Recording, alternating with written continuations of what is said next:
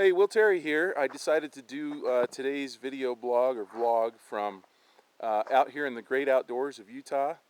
See, you can see I go for a hike at least once a week up here, and then I get to snowboard down on my snowboard afterwards, so that's pretty cool. But I was kind of getting tired of doing videos in the studio, so I thought I'd come out here and do one.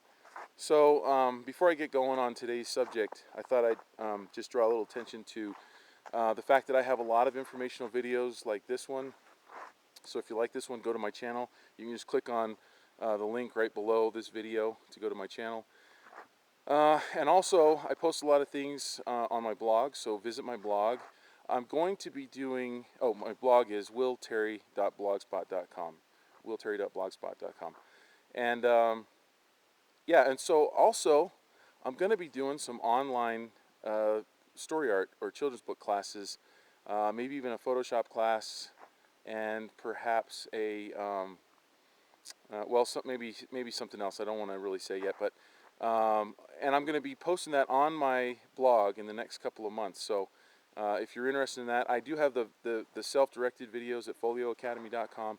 These are going to be more going over about a 3-month period approximately, where it's treated just like a university class, but it's going to be online via like a webinar with good feedback and Skype calls and stuff like that. So if you're wanting something more to take your art a little bit further, specifically your children's book art, story art, for ebooks and all that kind of stuff, definitely check back on my blog. Okay. So today's topic that I thought I wanted to talk about was, I've kind of noticed that we don't teach art, and then when students get to the university setting, it's almost as if they're starting out fresh. That it's almost like if you take and I got a plane going overhead right now, but if you take like the average writing student in college, they've had 12 years of writing experience that they then take into college. But if you compare that with an art student, it's like you're starting out from scratch, because a lot of people, and this is no offense to, there are some great high school art teachers out there and junior high art teachers, but for the most part, I would say the majority of U.S. students don't get good art training. And so then we get to college, and a lot of times, it's the way art is taught is almost kind of a just turn the student loose and let them kind of figure it out on their own. And I can't think of anything else in life where that system works. It just doesn't work to just turn someone loose and tell them to figure it out, But that's the way that it's done a lot of times. So I wanted to draw a parallel between art and sports. And really, a lot of sports are art, right? I mean, if you think about, let's take basketball specifically, but we could take football and a lot of different other sports. But if you think about it, when someone goes in basketball and makes a layup, that is graceful, that is creative. The moves that they make, it's not scientific. It's not, even though there is science involved, but it's not. It's up to the individual, and the individual brings their own style, just like in art, And then if you think about basketball, the student in basketball is taught at a high school level, at a college level, at a pro level, is taught very specific things that work. Specific things that work because of the masters that went before them. So they're taught drills, like shooting drills or layup drills, passing drills, all sorts of things like that. And they're taught based on the moves that other people made up. So they're taught to mimic the style of someone else, the things that worked. And yet I find it interesting that we often don't do that in the visual arts. We do it in music, which is art. We do it in writing, creative writing, which is art. We do it in performance art, like dance, right? We do it in a lot of disciplines, but for some reason we've treated the arts totally differently. And I think we've really left a lot of students out in the cold because they haven't really learned the fundamentals of making good art. And if you think about it, if we continue on with that parallel, what we should be doing is teaching our art students to copy what the masters did before us. And they actually do that in atelier style art schools. They do that. I know they do that at the Academy of Art in New York. So there are some art schools, some that do that. Even at some university programs where some teachers teach their students to mimic the styles of others. But I find it interesting that often we'll hear in college illustration programs, in college art programs, that teachers don't want their students to copy. That they don't understand maybe the value in that.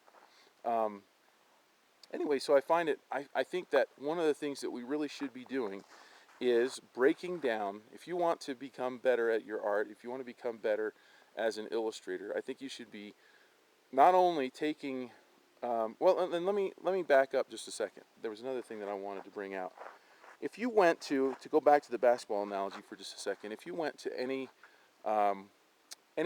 playground, playground where they're playing basketball, or you go to any high school and you talk to the serious basketball players and you ask them, who are your favorite superstars?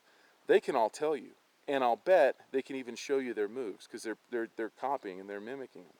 But if you ask, and I know this is true because I teach at the university, if I ask some of my illustration students, some of them definitely can tell me who their artistic heroes are, but a lot of them can't. A lot of them have never grown up realizing or being taught that it is okay and that it is good to have mentors and to have heroes that you actually copy, that you mimic. And I think it's important to do that, to actually copy and do good work before you can ever really expect to do good work on your own. I mean, it just doesn't work in other fields, so why would it work in art? And so one of the